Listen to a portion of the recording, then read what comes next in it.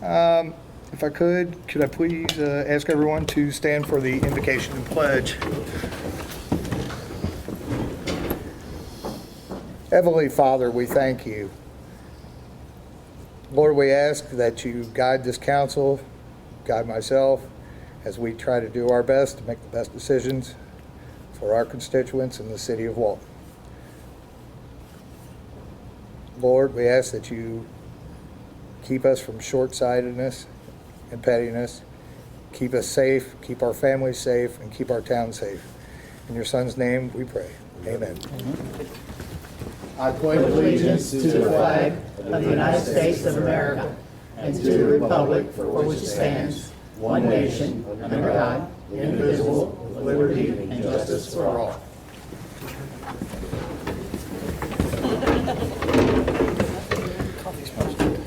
Yeah.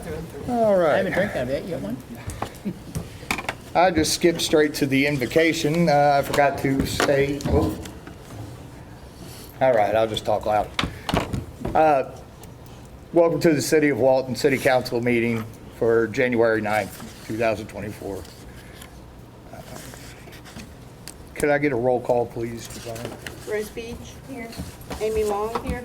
Terry Courtney. Here. Sherry Gaskell. Here. Dan Martin. Here. Matt Brown. Here.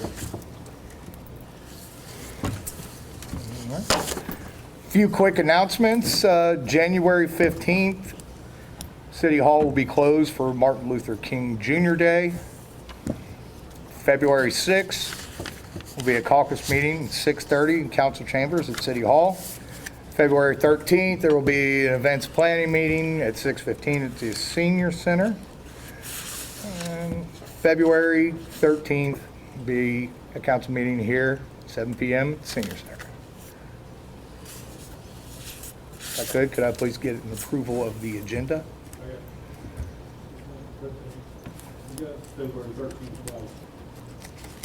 It's two meetings, one's at 6:15 and the other follows at 7. Motion to approve. Second. Rose Beach. Yes. Amy Long. Yes. Terry Courtney. Yes. Sherry Gaskell. Yes. Dan Martin. Yes. Matt Brown. Yes. Okay, and if I could I get an approval of the previous minutes for December 5th caucus meeting, December 12th council meeting? In the past, you have combined. You may do so if you choose, or go separately. Motion to combine and approve as one? Second. Rose Beach. Yes. Amy Long. Yes. Terry Courtney. Yes. Sherry Gaskell. Yes. Dan Martin. Yes. Matt Brown. Yes. All right.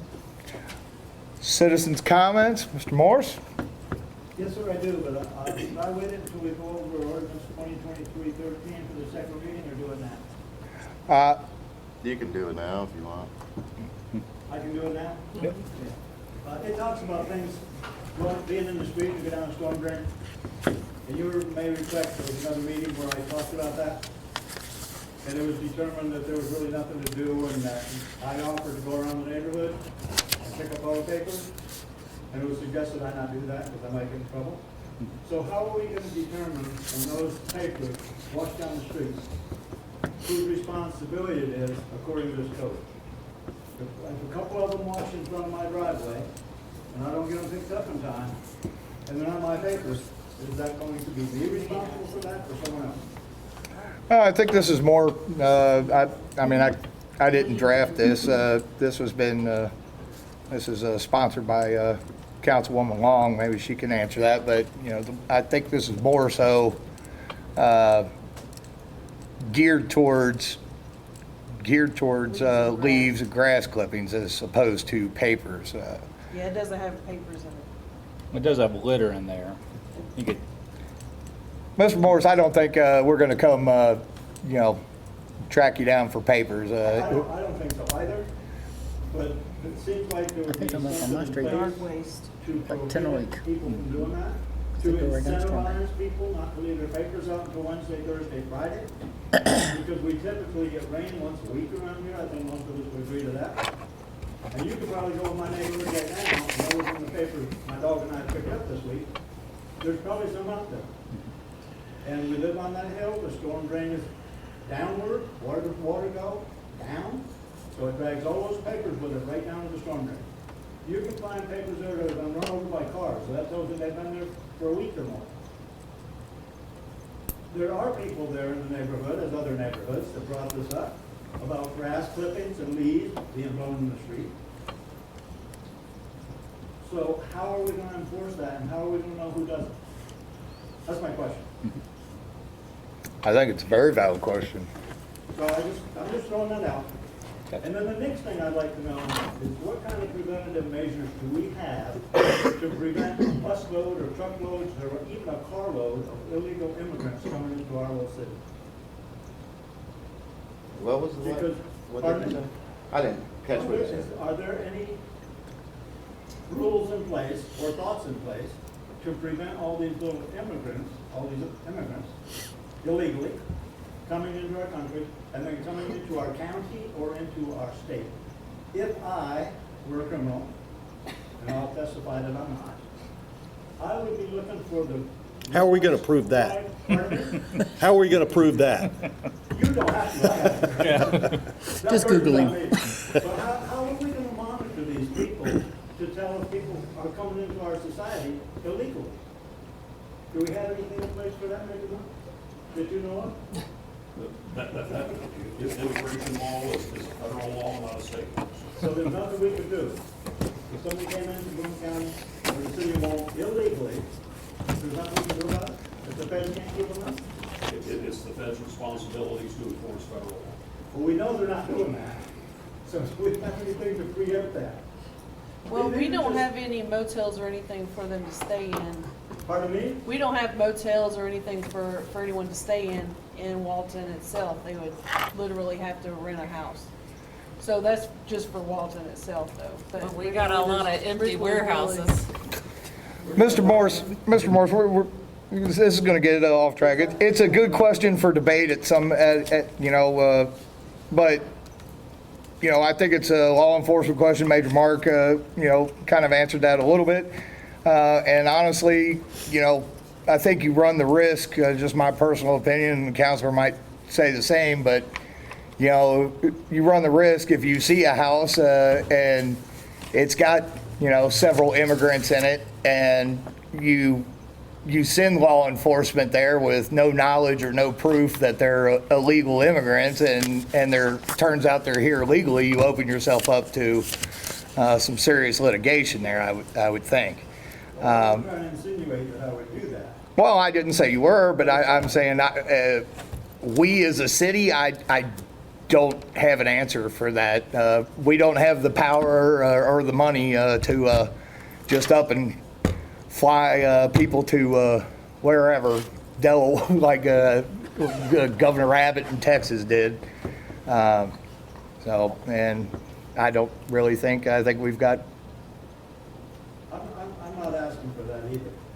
What? I'm not saying those people aren't welcome. Mr. Morris, I understand that. I just.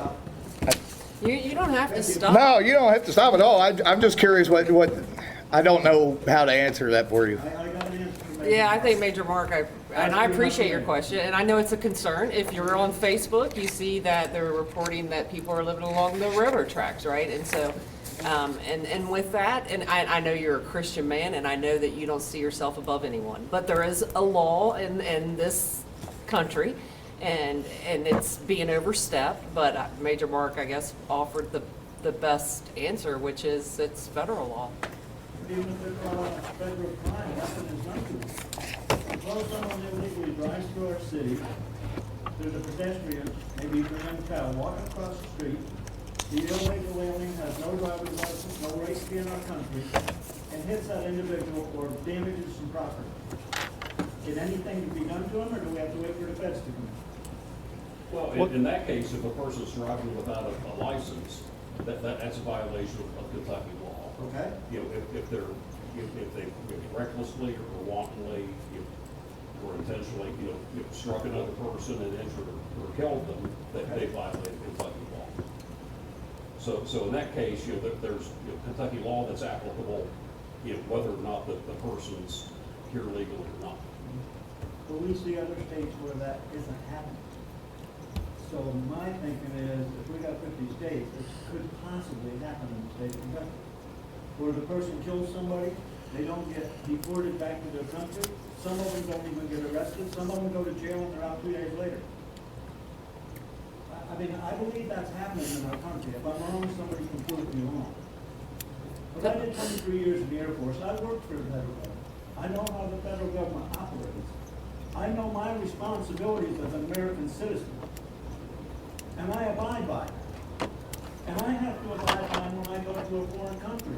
Because I'm an American, on military orders to a foreign country, that doesn't give me a right to do whatever I want in that country. Even though I'm there legally.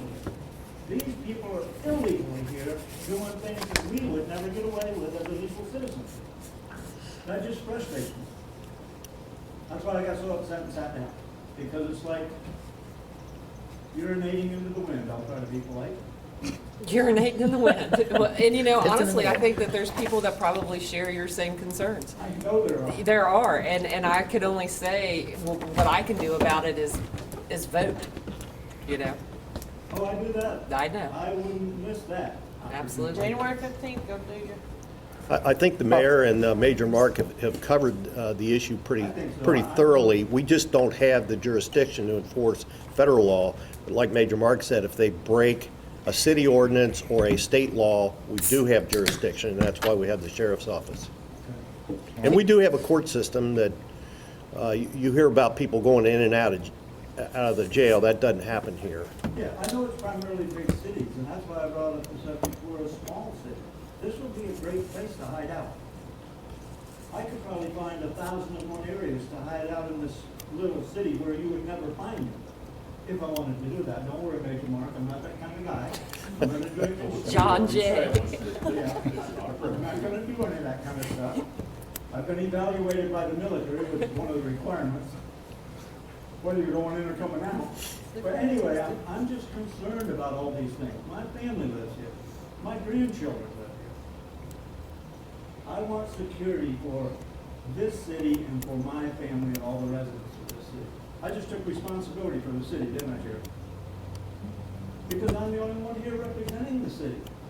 Chances are I'm the only one that's been here for every month, for a year or two, representing this city. So if I have a question or a concern, I expect I can bring it up and have it at least considered. So you gave me a great answer, Major Mark, that it's a federal thing. But the feds aren't doing nothing, the local states aren't doing nothing, and the local localities in our state aren't doing nothing. I'm originally from New York. New York City is the worst place to be right now in the entire world. People are moving out by the droves. All right. So it's a whole country is collapsing, and it just concerns me. So I want to make sure our city's safe. And I appreciate your concern, and I appreciate you being here, and that's why each of us are fond of you because of your service, one in the military and two, your community. But and I'm sorry not to sidestep because I know that you and I probably share the same concerns, but he had asked another question about enforcing the grass clippings and, beyond the flyers, right, Gabe? So. That would be code enforcement. And possibly Public Works, if Public Works noticed it, they would pass it on to code enforcement. It would be complaint driven as well. Is that still Mr. McDonald? For the time being, Mr. McDonald is taking a position with the Kenton County Police Department, and he will be leaving soon. All right. It's a big loss to all of us. Yeah. Yes, it is. For sure. All right, Mr. Morris, if you don't mind, we appreciate your concerns, and we'll, keep our eye out, like I said. But just to reiterate what you said, because we've discussed this at caucus, that it wasn't going to be, it was going to be the grass clippings, it was going to truly be based on complaint, right? Rather than someone driving around the city pointing out. Yeah, we're not paying somebody to drive around, but if somebody blows a bunch of leaves into a storm drain and Public Works has to go have somebody clear the storm drain, that will be, that's not driving around. That is a situation, and it would be treated as such. But no, I'm not going to have a code enforcement person that gets mileage 8 hours driving around the city looking for grass clippings. Just if a code enforcement officer is out, and maybe somebody reported me and said it was me and came to my house, then what do I do? Just what you said, I mean, you're down the hill and the water washes it downhill. I mean, yeah. I'll just keep picking up the newspapers and let the rest of it go. Because I think the newspapers are probably the biggest thing for storm drains because they happen every week. And they're in Little flyers. plastic. So, I'm good. I'll be here next month, by the way. We'll see you then. Thank you, Mr. Morris. Sure, thank you. All right, moving on, Major Mark, Sheriff's Department.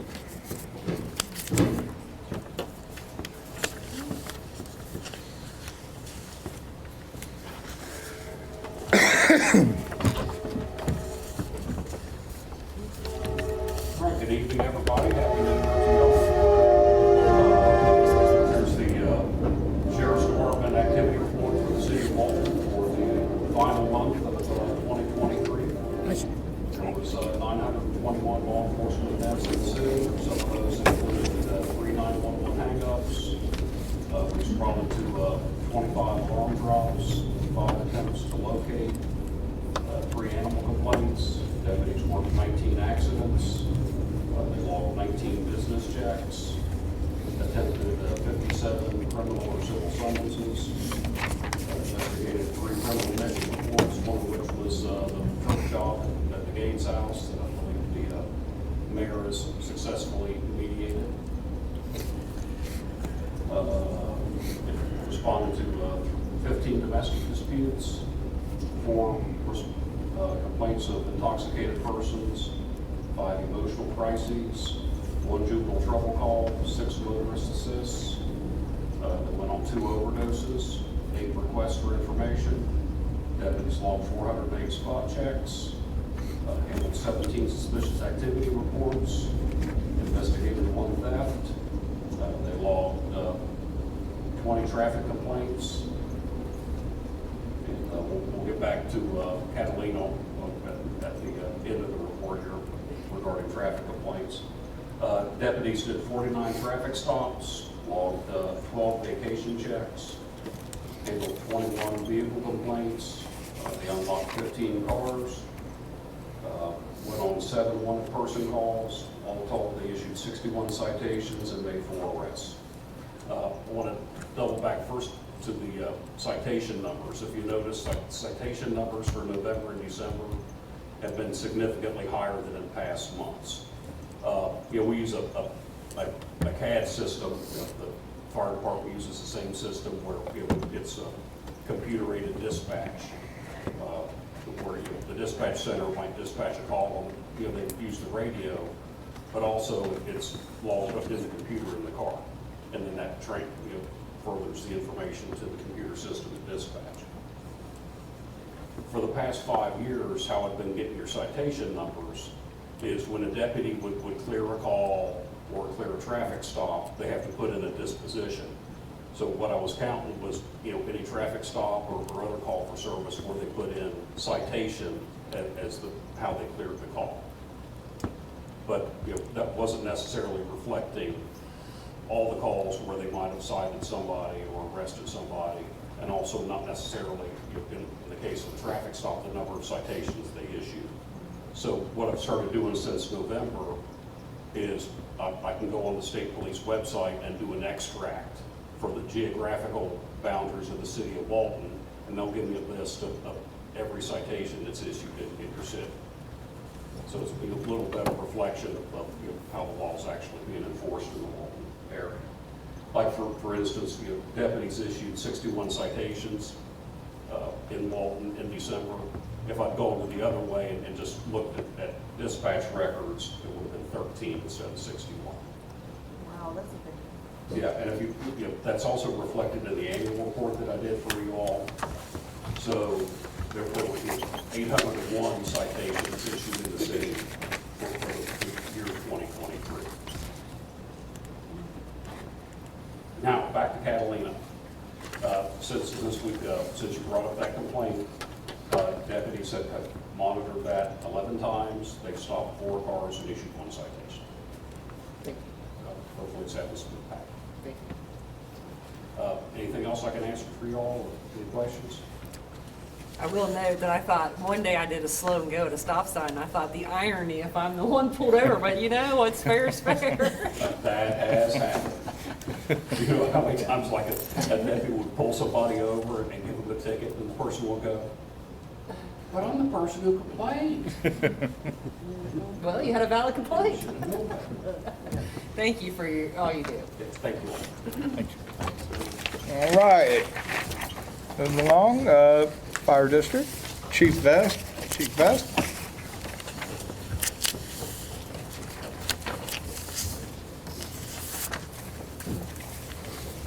Good evening.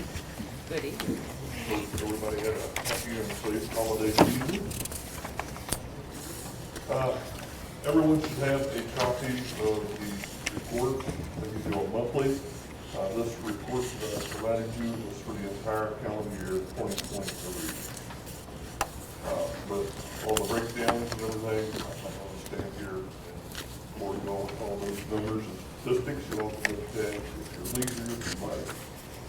But a brief synopsis in the year of 2023, and this report reflects only Walton Fire District, so it does not include mutual aid assistance that we've provided throughout the year. But within the fire district, the calendar year 2023, we have made 1,649 different incident responses.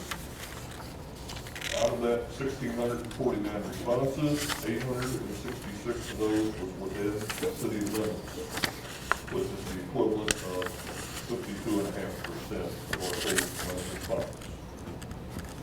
The remainder of the district was 783 separate incidents, which was approximately 47.8%. During the calendar year 2023, we responded to 9 structure fires throughout the year. And when I classify something as a structure fire, the building itself was actually involved.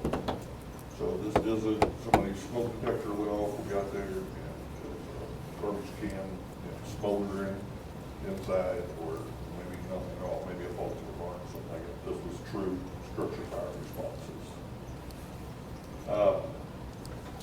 It hasn't been too many years ago, and I was talking to Jerry earlier, just a few years ago, you know, our statistics was 1,200-1,300 runs in a year, and we're pushing 1,700 now. And we may have one structure fire, true structure fire response about 1 a year, 1 every 2 years, and now we're up to 9 per year. So with all the building and the growth, not only in the city, but throughout the fire district, we see things getting busier, things changing rapidly. So, yeah, we're doing our best to meet the needs of a growing community as best we can, continuing to get new equipment, apparatus, increase staffing, and as we're able to financially. So, anybody have any questions?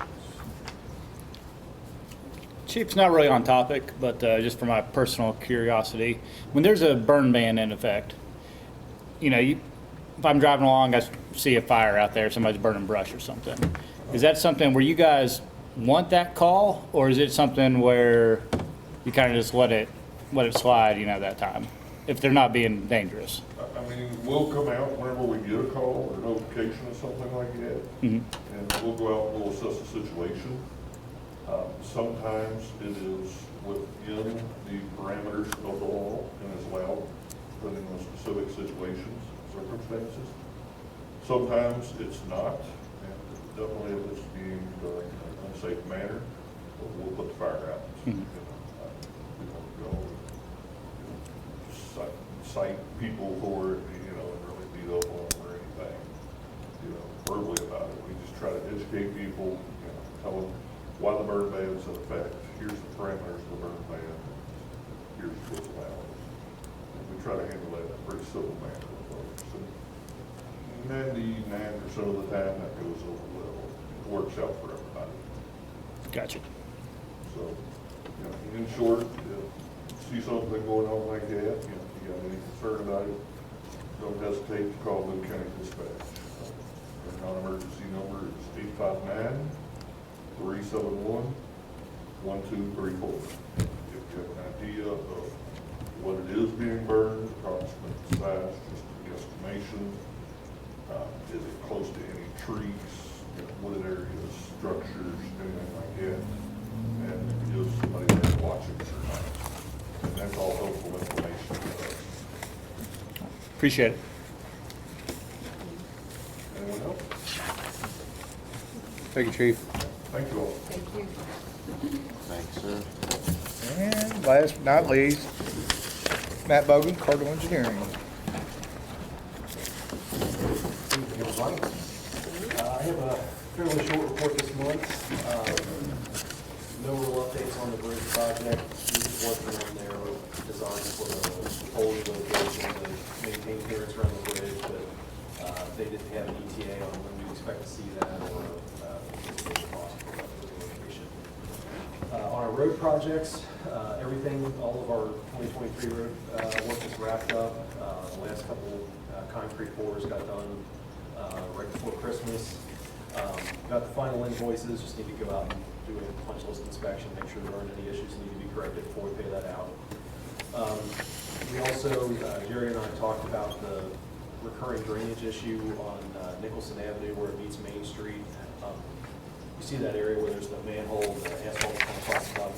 It's just has groundwater issues that seeps up, especially this time of year, and of course when it gets cold enough to freeze over. It's been a nuisance for years, so we applied for a permit from the state, since it's a state route, just to put in a perforated pipe right below the pavement, just below the curb line, or behind the curb line. And the state's got a catch basin that's right there by the intersection, so just tie into that and get that water out of the street. So help us, help Public Works not having to go out and salt that repeatedly. Also, helps the state, they don't have that in their gutter all the time. And then following up on the guide signage for the games tavern, I went out and recorded the signs that are out there and looked for places that made sense to add them, which is basically both of the I-75 ramps, coming off the ramp from Walton Nicholson Road, the signal there at 25, and then southbound. If you're going north on Main Street, there's a sign indicating turn at Nicholson Road, or Old Nicholson Road, but there is not when you're heading southbound, so I have one there.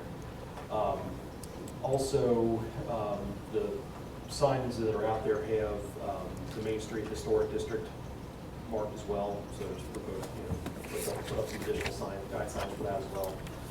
So I can get with the state and see what needs to be done about that, getting that started.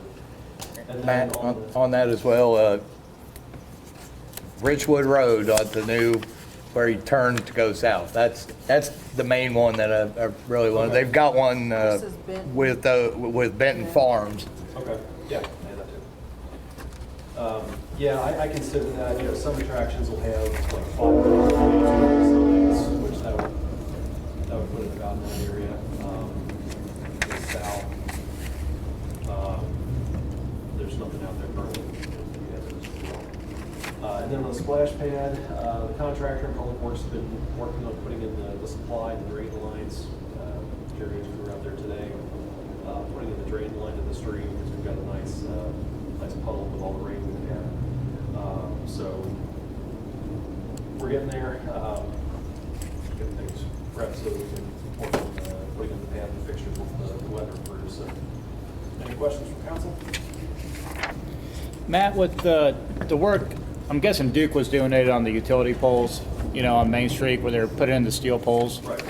Do you know if they're taking down the wood poles? They're not, Gabe? Okay. And are they done? Like, is that all they're doing and they're moving on, or? Sure. Okay. I'm not sure. Okay. They usually do their thing. They are Get a call or anything, so.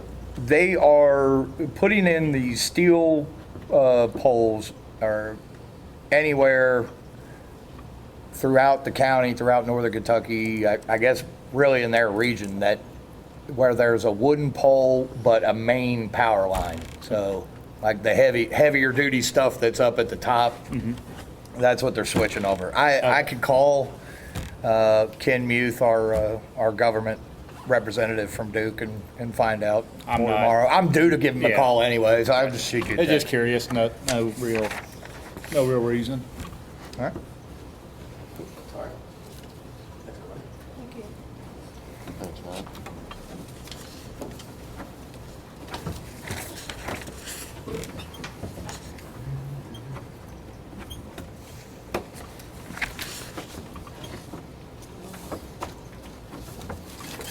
All right. And moving on. First item of business is a second reading of ordinance 2023-13.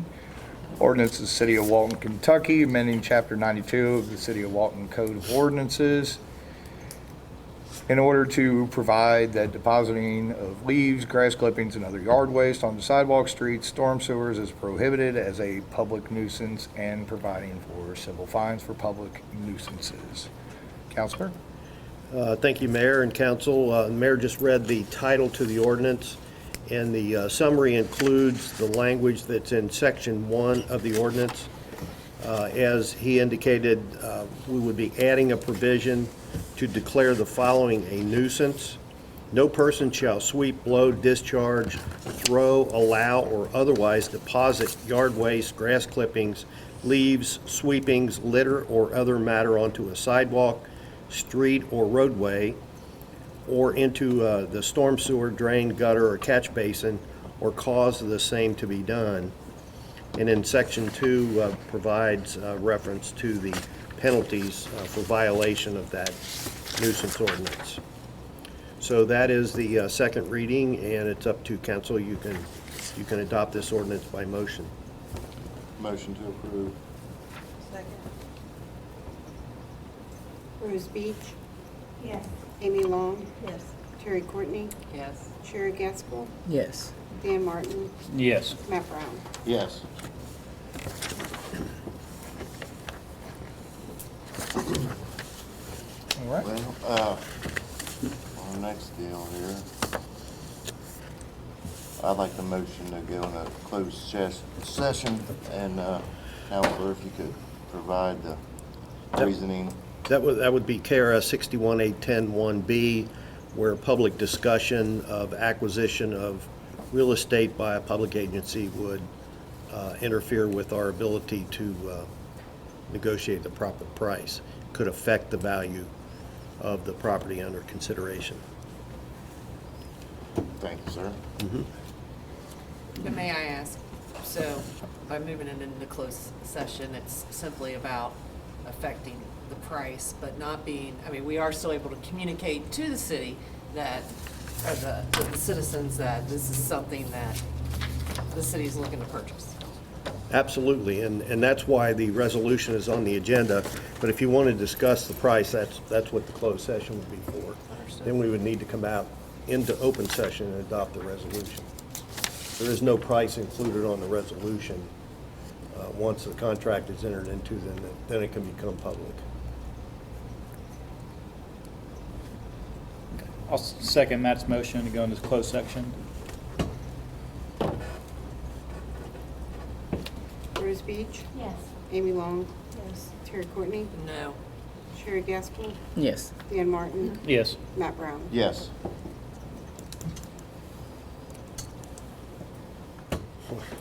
Still got the red behind you.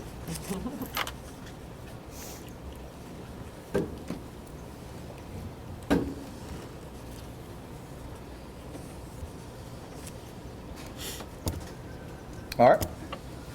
To return to Councilwoman Snowden, we are back from closed session. So, need a motion to pass resolution number 2024-01, a resolution of the City of Walton, Kentucky, authorizing and directing the mayor to execute a purchase contract for the IMI real estate located at 40 Depot Street in the city. Motion to approve. Second. Rose Beach. Amy Long, No. Terry Courtney, No. Sherry Gaskell, Yes. Dan Martin, Yes. Matt Brown. It's never bad to own property. Yes. They're not making anymore.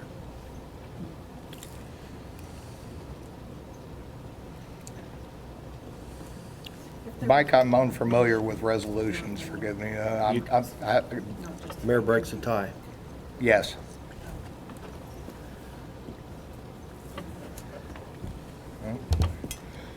All right. I'm sorry, what did you say, that there's a tiebreaker here and he's the tiebreaker? Right, Correct. mayor breaks a tie.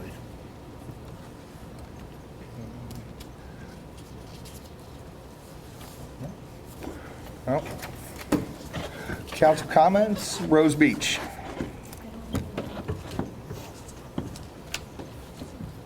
Amy Long, Councilwoman Long? Did you just bring the time?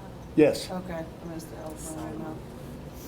I just want to say that as far as this, I would be more apt to be on the yes side if there was, this is the vision for this. Not, it could be this, or it could be that, it could be that. But because I do agree that owning property is not a bad thing. That's right. They're not Never making is a any bad more. thing. Right. Get by that dirt. But yeah, just it could be this and it could be that, and we do have so many other, money that needs to be going towards like the sewage thing, and there's just a lot. So, I understand that. I like more direction than it could be. Well. But yeah. We talked about spending money. It's not my turn for a rebuttal, I'm sorry. I'll talk with Right. you online, but, it doesn't make sense to, have you a plan or, for no reason. But the ideas, anyway. Councilwoman Courtney? Nothing. Councilwoman Snowden? I'm good. Councilman Martin? Just noticed this. Do you guys know about Gem City Tire coming in off Richard Knox? Mm-hmm. Okay, that's, I didn't know that either. yeah, it looks like they got just for you guys' records, like a 21-acre lot when you're heading down Mary Grubbs on the left, going into Richard Knox. Mm-hmm. Do you know is that like I imagine it's like a tire warehouse. Warehouse, it's not, they're not, It's not a they're not, retail it's not location. another tire, it's not another tire shop. Gotcha. Do you know when they're breaking ground and all that? Have you heard anything? I could find out for you really quick. I don't. Doesn't matter. Good. All right. I'll follow up on Yeah, that. that's all I have as far as comments tonight. That's a good question. Councilman Brown? Any I comments? have nothing. When did you see that? All right. It's just not like I'll make a quick comment. That's one reason I know. Little, one, Happy New Year to everyone. Two, nothing really city related, just a little personal, Michigan Wolverines, as you know, won their first title since I was 16 years old. This tie has been on the deer in my office for, I don't know, since I've been mayor. This is the only thing I have of my best friend from college that passed away. We were both got to be friends over our love for Michigan football. Gavin and I never got to see a championship, but we were very excited when Coach Harbaugh was asked. So, a big Gav, be remiss if I didn't say something other than that. And if you would, please say a prayer for my mother. She okay? High blood sugar, hospital. She's in the hospital. I'm so sorry. All right, and with that, could I get a motion to adjourn, please? Motion to adjourn. Second. All in favor? Aye. Opposed? All righty.